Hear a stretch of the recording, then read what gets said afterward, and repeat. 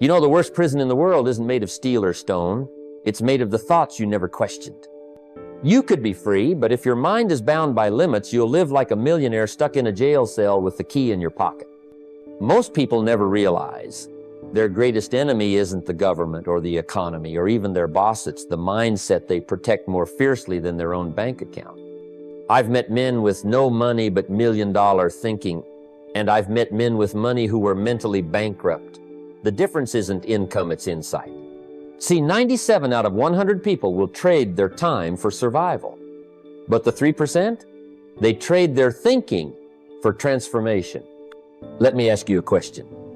When's the last time you audited your philosophy the way you check your bank balance? Because your life, right now, is a printout of your thoughts. If you don't like the results, don't just work harder, start thinking deeper.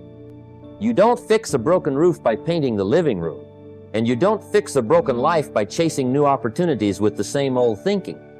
It's not the opportunity you need to change, it's the operating system in your mind.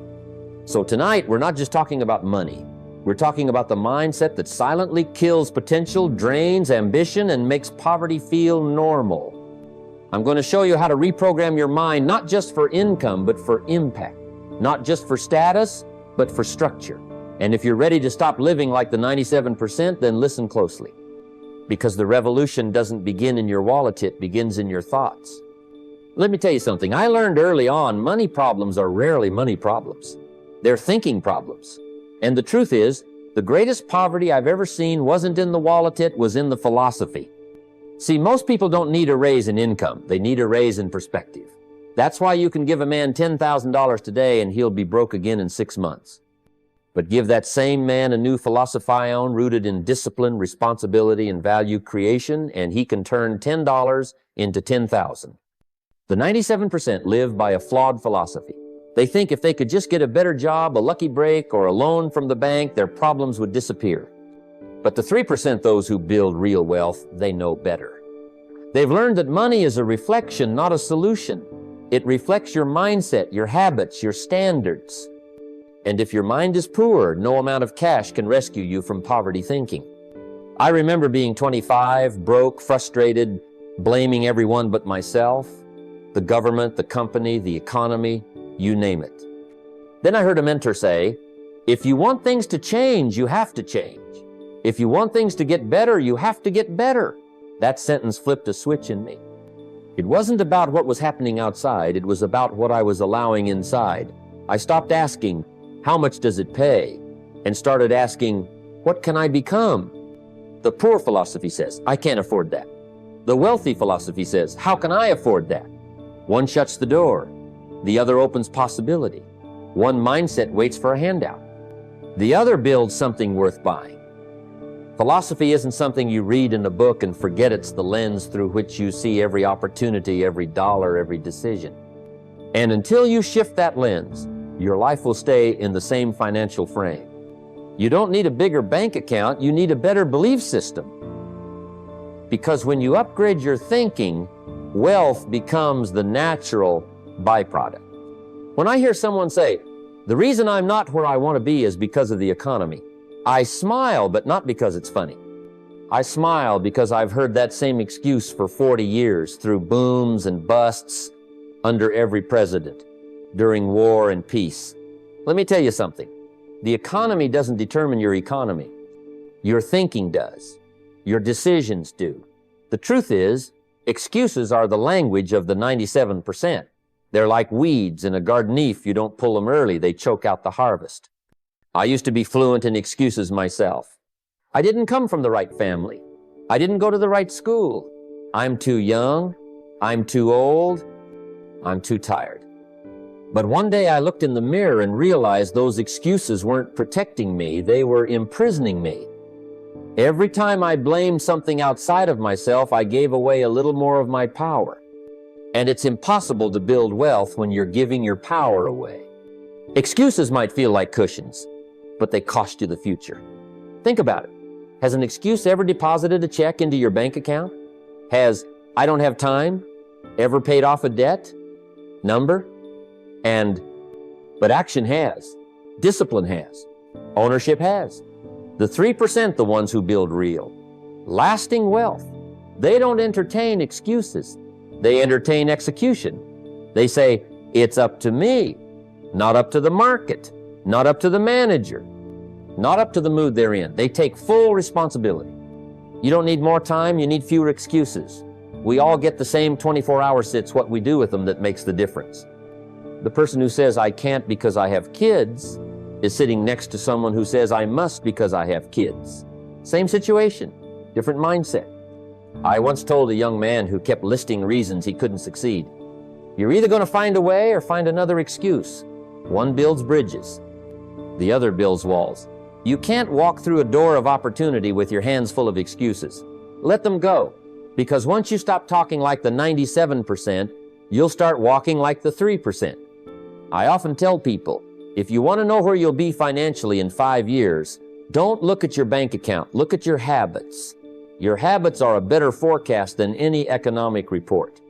See, wealth doesn't show up overnight. It's not a lottery ticket or a lucky break. Wealth is what shows up after years of doing what's easy to ignore. And that's the difference between the 97% and the 3%.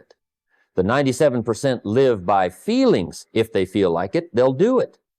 The 3% live by principles, whether they feel like it or not. Now, what kind of habits are we talking about? Reading a good book instead of watching another hour of television. Tracking your expenses instead of swiping blindly. Making that follow-up call. Reviewing your goals. Setting aside 10% before spending a dime. Small things. Tiny actions. But done consistently, they stack up like bricks and form a financial fortress. Back when I had pennies in my pocket, nothing in the bank, my mentor taught me that wealth begins with routine. He said, don't wait for discipline to show up. Build it into your day. Make it automatic. So I started doing little things. I read 10 pages a day. I reviewed my notes. I practiced saving even when I barely had anything to say. It felt slow. It felt insignificant. But over time, it rewired my thinking. And more importantly, it compounded. So your habits either work for you or against you. They're either increasing your future or stealing from it. Most people chase comfort, they hit snooze, they skip the hard conversations, they spend impulsively. But the wealthy chase consistency. They know that the habit of budgeting beats the thrill of impulse. That reviewing your plan matters more than reacting to problems. That sharpening your skills will always pay better dividends than scrolling through distractions.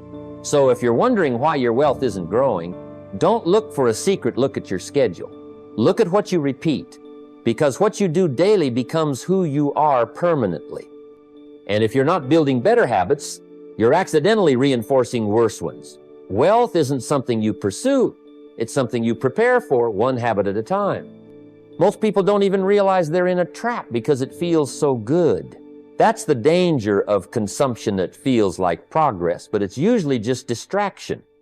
A new gadget, another show, another scroll through someone else's life. But here's the catch. You can't consume your way into freedom. You create your way into it. The average person wakes up and immediately consumes news, noise, negativity. They spend their day reacting instead of creating. They consume entertainment, opinions, advertising, and they spend money on things that lose value the moment they swipe the card. And they wonder why there's never enough left at the end of the month. Because they've trained their mind to receive, not produce. But the 3% think differently.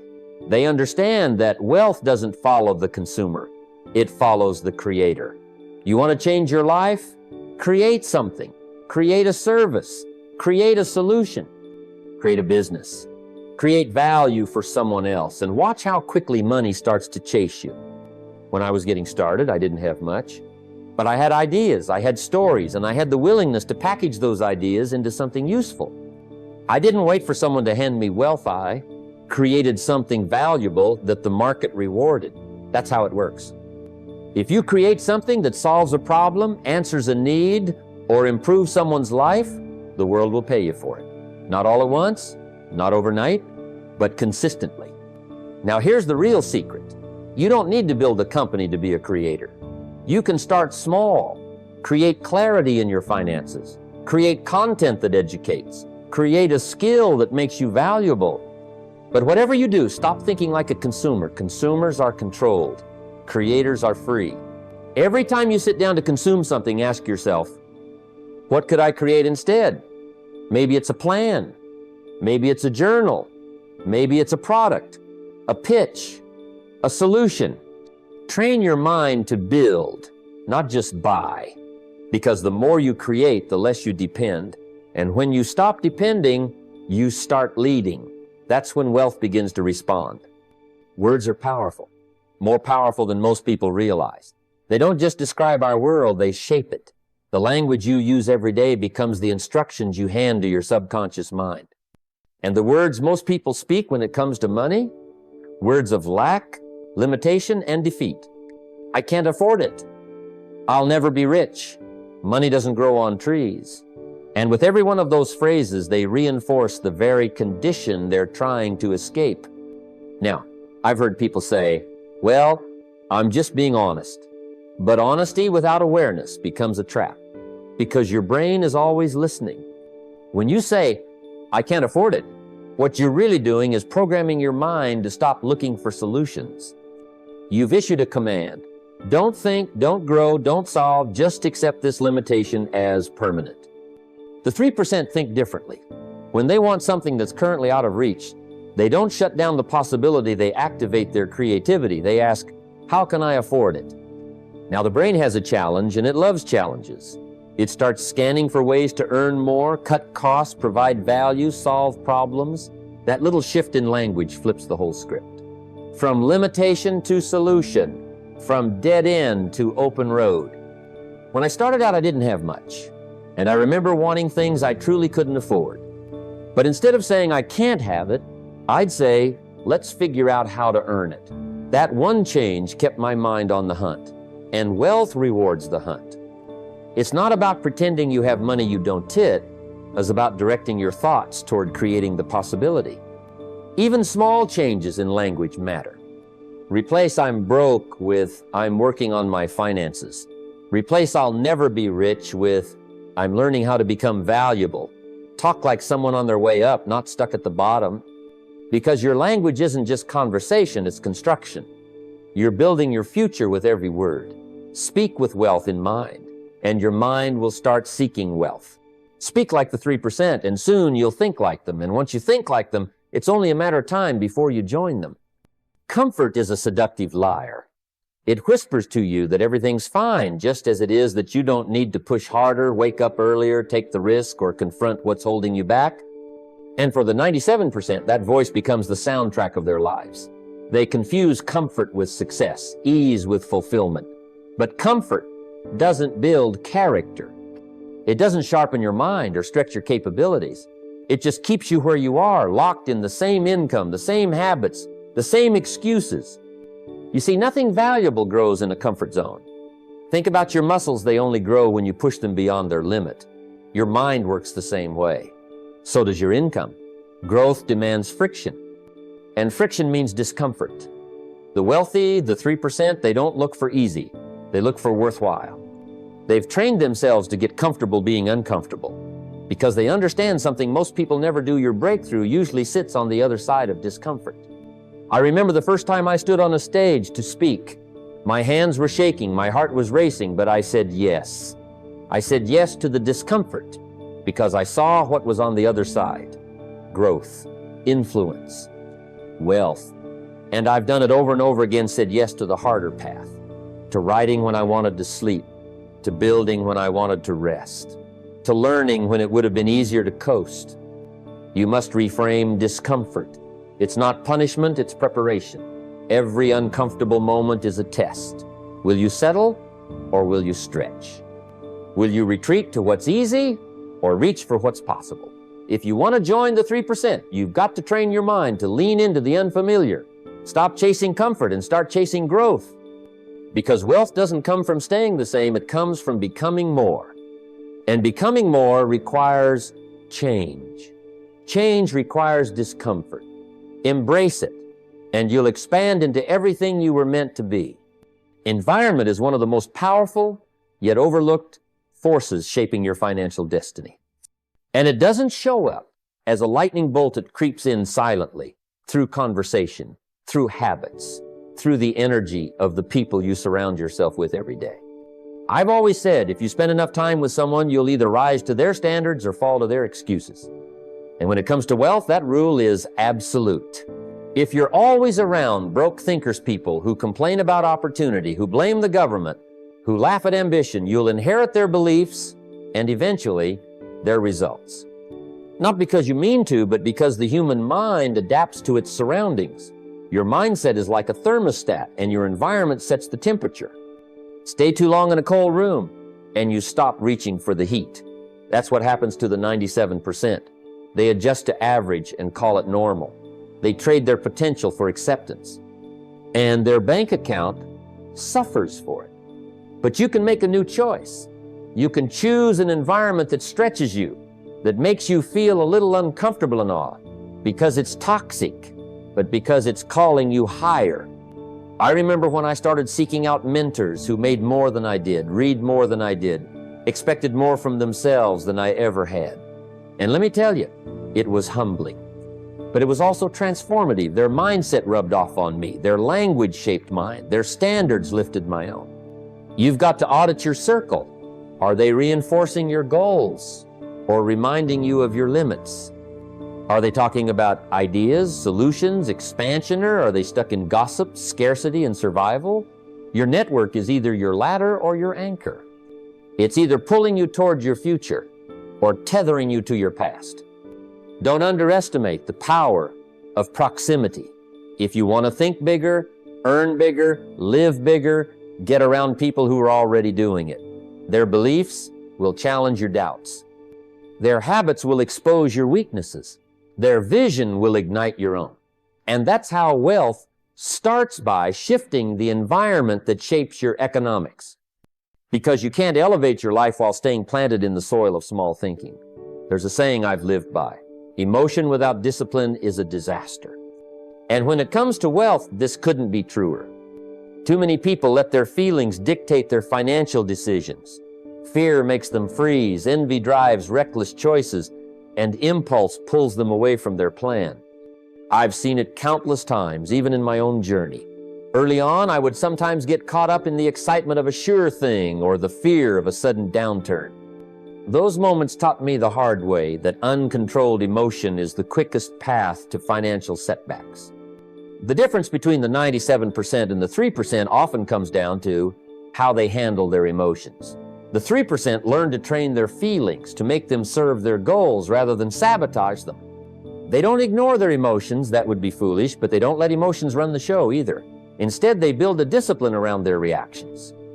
When fear creeps in, they remind themselves of their plan and their why. When envy stares them down, they focus on their own progress rather than someone else's highlight reel. And when impulse urges them to buy, sell, or gamble, they pause, analyze, and ask, will this move me closer to my goals or further away? Think about it like compound interest, but with your feelings. Each time you respond with discipline rather than reaction, you're building strength in your emotional muscles. Over time, that controlled approach creates a powerful momentum. The 3% aren't immune to doubt or frustration, they just don't let those feelings dictate their next step. That's what separates a fleeting success from lasting wealth. I remember working with a young man who was so fearful of losing what little he had that he refused to invest or take any risks. His money sat idle while inflation ate away at its value. After some coaching, he learned to acknowledge his fear, but not to let it control his choices. Slowly, he started making small, calculated moves, building confidence and results along the way. That shift in emotional discipline unlocked opportunities he never imagined. If you want to break free from the 97% mindset, you must learn to master your emotions. Don't let fear, envy, or impulsiveness sabotage your financial future. Train your mind to be calm, strategic, and intentional. That's the true power behind compound wealth. Not just money growing over time, but your emotional strength compounding with every disciplined choice. Time is the most precious asset you have, yet so many treat it like it's endless wasting hours, chasing pennies, or getting caught in distractions that lead nowhere. I've seen people labor over small, immediate gains, only to lose sight of the bigger picture. The truth is, money can be earned, lost, and earned again, but time, once it's gone forever. If you don't learn to value your time, you'll never truly value money. The 97% spend their days reacting to whatever comes their way, trading hours for dollars without thinking about leverage or multiplication. They work hard, but often without purpose, running on a treadmill that leads nowhere. The 3%, on the other hand, guard their time like the treasure it is. They understand that time is the currency of life, and how you invest it determines the quality of your wealth, not just in dollars, but in freedom and fulfillment. I remember early in my career working long hours in jobs that paid little but demanded much. I was so focused on earning money quickly that I overlooked how I spent my time. It wasn't until I realized I needed to invest in my own growth, reading books, learning new skills, and building relationships that I began to multiply both my time and money. The shift came when I stopped selling my time for pennies and started investing it in activities that would pay dividends for years to come. This mindset shift is critical. When you value your time, you begin to say no to distractions and yes to opportunities that align with your goals. You prioritize tasks that move the needle and delegate or eliminate those that don't. You learn to leverage other people's time and resources, multiplying your efforts exponentially. Wealth is no longer about how many hours you work, but how strategically you use the time you have. Remember, money can be replaced, but time can't. The clock is always ticking, and the difference between the 97% and the 3% often boils down to how they protect and invest their time. Guard your time fiercely, invest it wisely, and watch as your wealth grows not just in your bank account, but in your life's experiences and freedom. Protect your time as if your life depends on it, because it does. Success isn't a prize you chase down the street, it's a magnet that pulls you in based on who you are becoming. Wealth doesn't come to those who simply want it. It comes to those who grow into the kind of people who naturally attract it. This truth isn't about luck or timing. It's about character, discipline, and vision shaping your identity every day. I've witnessed this throughout my life and work. Early on, I thought success was about grabbing opportunities, but I soon learned it's about developing the mindset and habits that make you a success magnet. When you commit to constant growth, whether that's through reading, learning, or embracing responsibility, you start to embody the traits that wealth respects. You don't just wish for better results, you become better equipped to handle them. Discipline is at the core of this transformation. It's what separates those who dream from those who achieve.